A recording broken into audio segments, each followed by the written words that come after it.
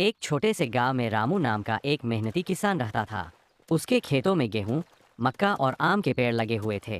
रामू रोज सुबह जल्दी उठकर अपने खेतों में काम करता और फसलों की देखभाल करता था। उसी गांव के पास एक जंगल था, जहां एक शरारती बंदर रहता था।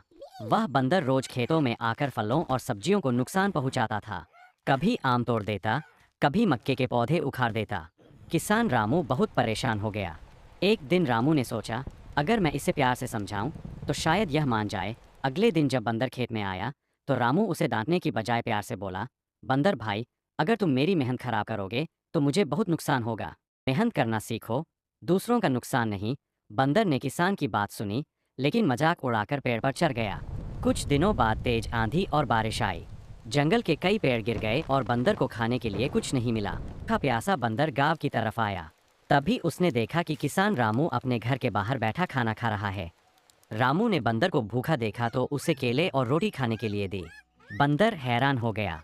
उसने सोचा, मैंने इनका नुकसान किया, फिर भी ये मेरी मदद कर रहे हैं। बंदर को अपनी गलती का एहसास हुआ। अगले दिन से उसने खेतों को नुकसान पहुंचाना बंद कर दिया। अब वह किसान की मदद करने लगा। कभी पक्षियों को भगाता तो कभी पेड़ों से गिरे फल इकट्ठा कर देता। धीरे धीरे किसान और बंदर अच्छे दोस्त बन गए। गांव वाले भी यह देखकर खुश।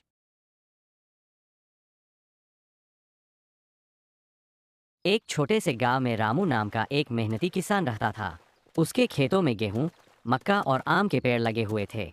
रामू रोज सुबह जल्दी उठकर अपने खेतों में काम करता और फसलों की देखभाल करता था। उसी गांव के पास एक जंगल था, जहां एक शरारती बंदर रहता था। वह बंदर रोज खेतों में आकर फलों और सब्जियों को नुकसान पहुंचाता था। कभी आम तोड़ देता, कभी मक्के के पौधे उखाड़ देता। किसान रामू बहुत परेशान हो गया।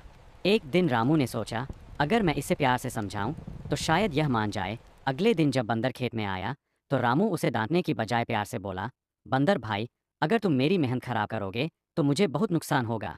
मेहनत करना सीखो, दूसरों का नुकसान नहीं।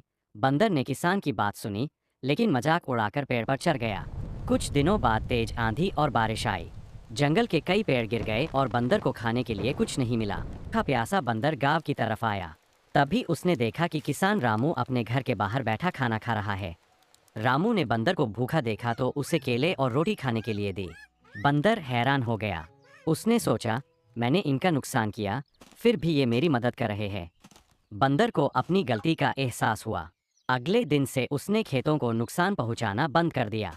अब वह किसान की मदद करने लगा। कभी पक्षियों को भगाता तो कभी पेड़ों से गिरे फल इकट्ठा कर देता।